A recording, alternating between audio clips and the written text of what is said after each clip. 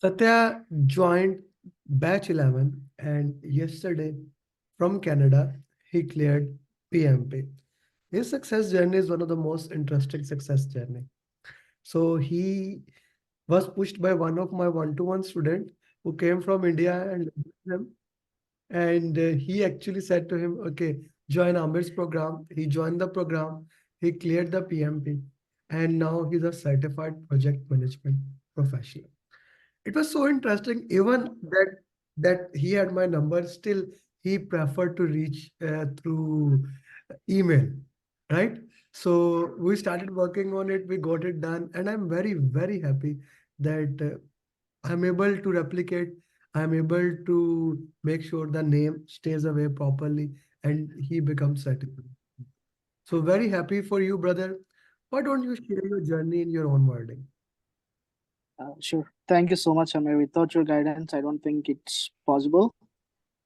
And also, thank my family for supporting this endeavor. So it was my friend. Initially he gave me the number, but I was not sure if I can, how the response will be. So I just sent an email to see how your response will be. So then you called me immediately the next day, and then we started the process. So when I started, it's kind of new to me. Like I have some basics knowledge of Agile and other Scrum processes, but it's all together. It's overall new for me.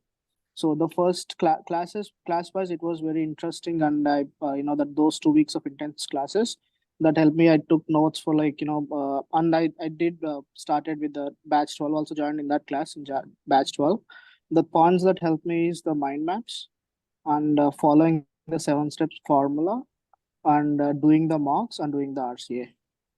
So the main thing after the exam, when I look back, what helped me, all the marks, the random marks, 180s and 60 marks, those there are about 35 questions. I would say 35 questions The straight out context from was the the random marks. context The was same, right? context was that the question was same, but there are some answers are straight out from the marks, but some answers the verbiage is little different, and there is more specific answer than what we have in the marks. So the RCA really helped me. And then there are couple of questions. I got almost 6 to 7 of the mapping questions. So Tuckman ladder, straight out all 5 of the Tuckman ladder, and the mapping, that was easy one. And then there is one mapping with the Agile, and there is one mapping with the perspective of the team member, how he pushes the team. So out of 6 or 7 mapping questions, 4 to 5 were easy, and they're taking about if you able to grab the concept, it takes about 1.5 minute to 2 minutes.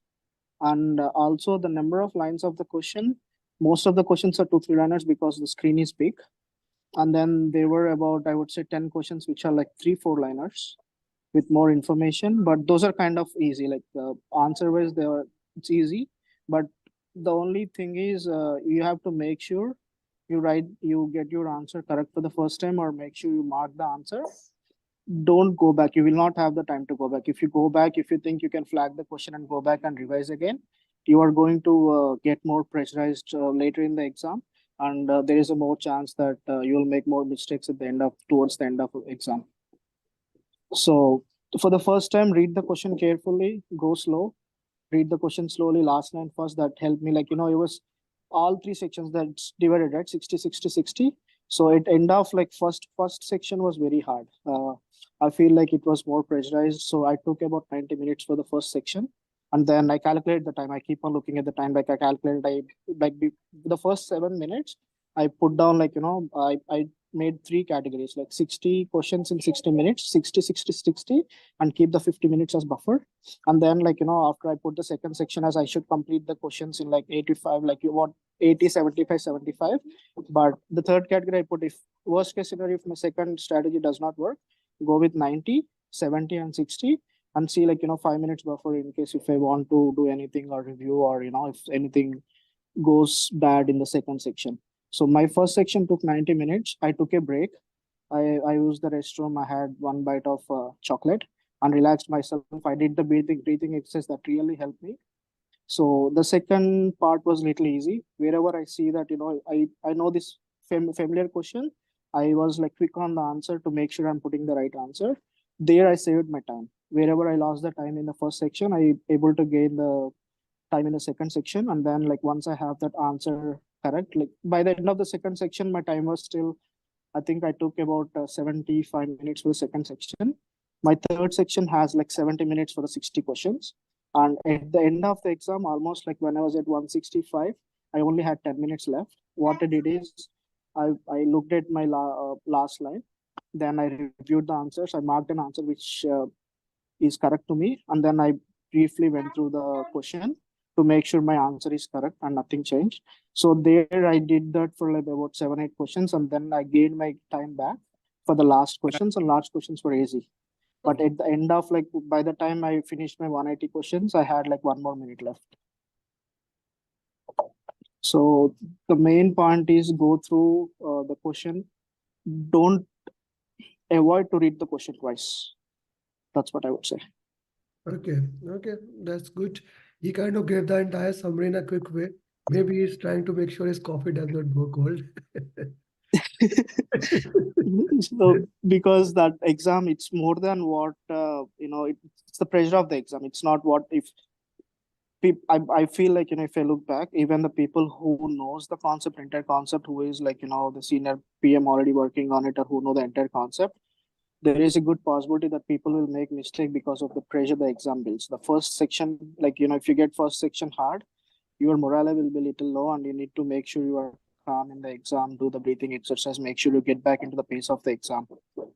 So like it's almost for that 4 hours, I don't know, like, I was in a zombie mode. I don't know even what I was doing. It's probably the practice I did with all the questions, and then the number of questions, number of tests we did, the RCA, that really helped. Okay. This is a very important thing that we need to look in the context how we work into that way. Every student is different, and every student need to be looked according to their requirement. But one of the most important thing that I do recommend to all the people is that how he has solved all the question and worked into that way. And me and Satya is going back and forth. I'm asking him actually for last 2 weeks, give exam, give exam. He's kind of delaying it every single day. Okay, I'll do it, I'll do it, I'll do it, I'll do it. But finally, he booked exam on Wednesday for the Friday, right? Okay, Satya, let's talk about an important thing.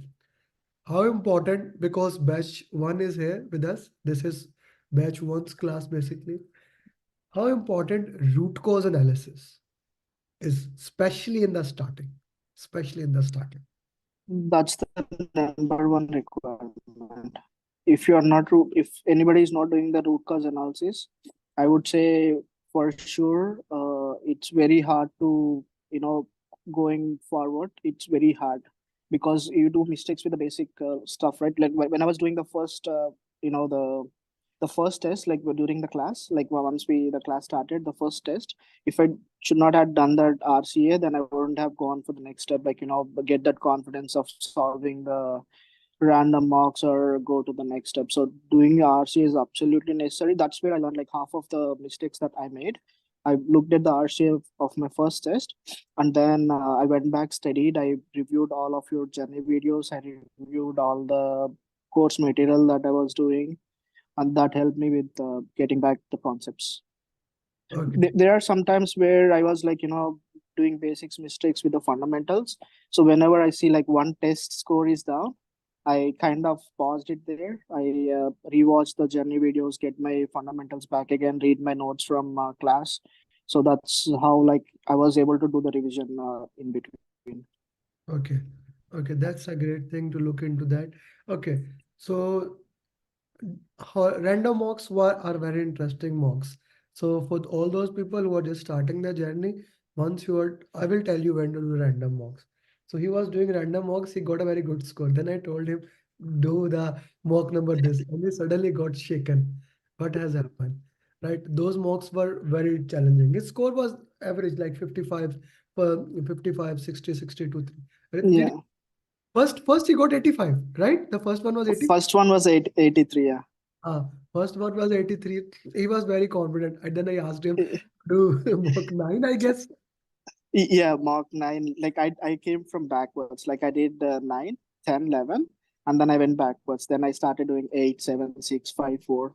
So So then it kind of progressed like how was the score in ninth? after it's when I going back like 9 it was I think 63, 64, something around that. Like last 3 4 of them were like 65, 67, 68, and then like slowly if when I'm progressing backwards, score starts going up like 70, 71, 73, 75. Yeah. What about the language of the mock? So What about the language of the mock? How was a the language of to the exam? the rand 180s were like, compared to the random 60s, 180s were little easy. 60 random 60s were hard, like compared to it's closer with the exam. The language is little closer on the random 60 marks, but exam some questions are little difficult. I felt like some questions are really hard, like, and one more thing to say is there are no, like in our questions there are like, you specifically mentioned that there is a hybrid method or it's an iterative, it's a predictive. But in the exam I hardly saw like 3 or 4 questions which directly gave it's a hybrid method or an agile or a predictive. Most of them it will lead you to the method of the it's either agile or hybrid.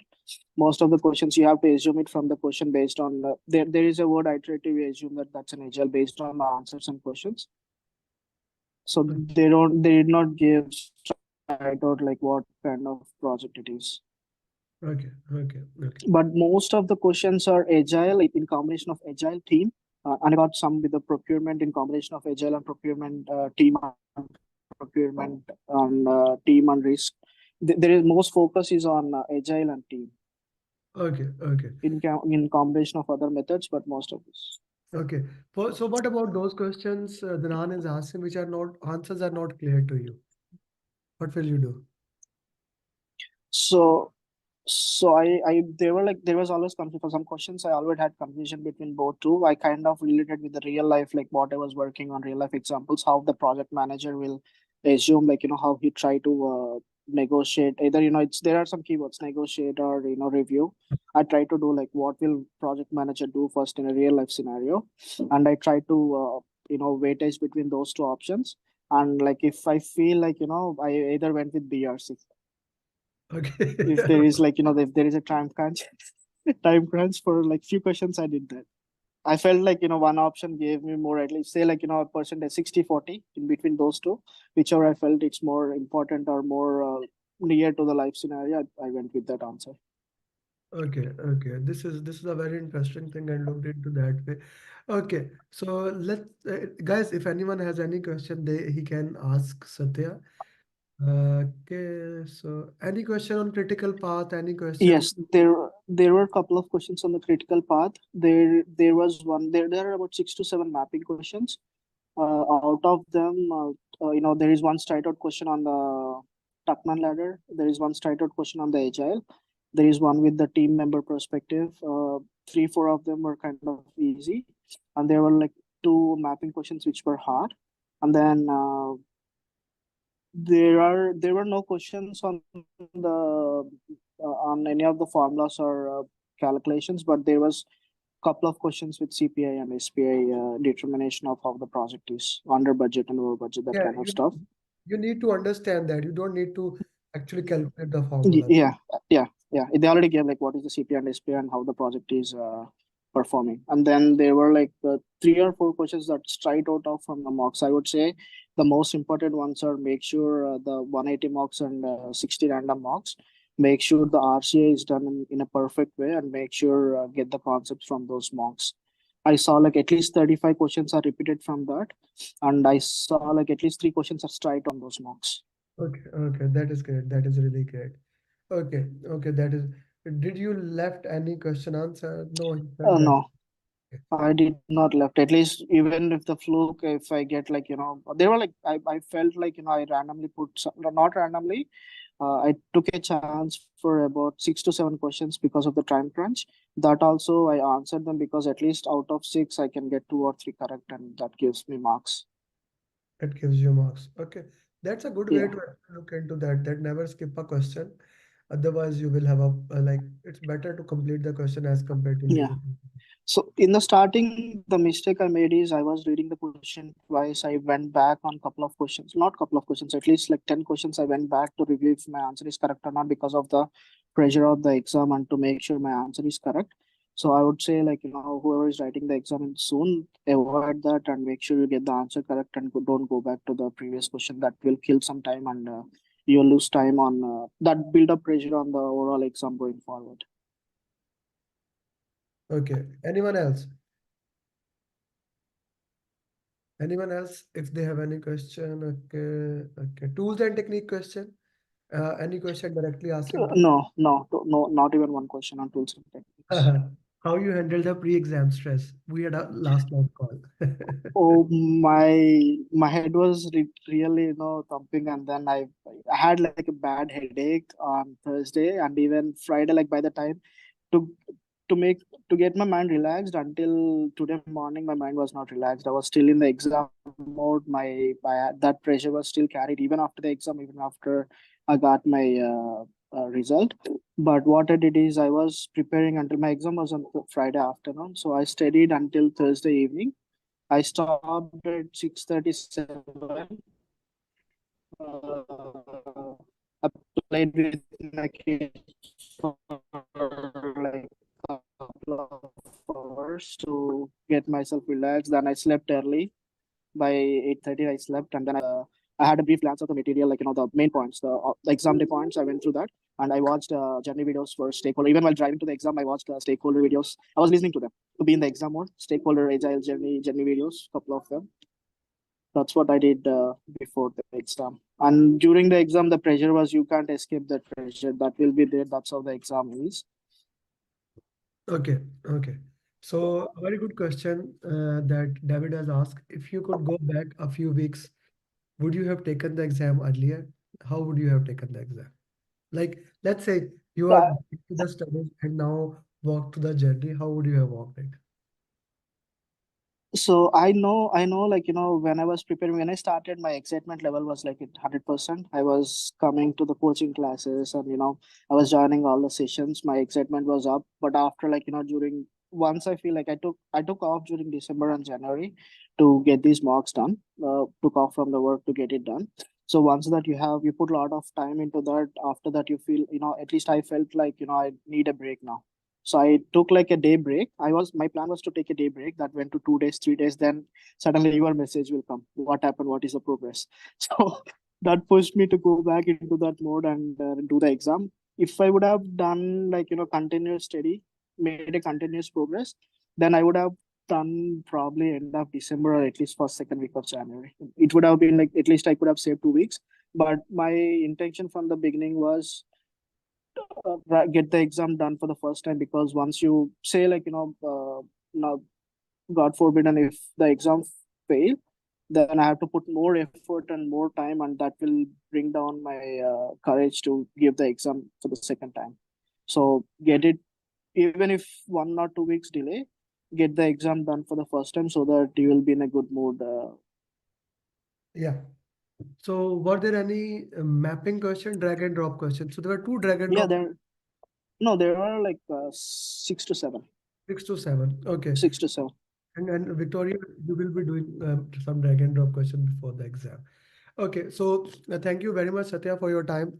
Uh, No problem. and Satya, now comes the most important thing, and you know that how important that PMP certified group is, how each one is helping that. So each one is the mantra of the game that everyone needs to help other people, and that's how my PMI community works, how my students are working. You know that how he did with you, that's how you need to do with Yes. others.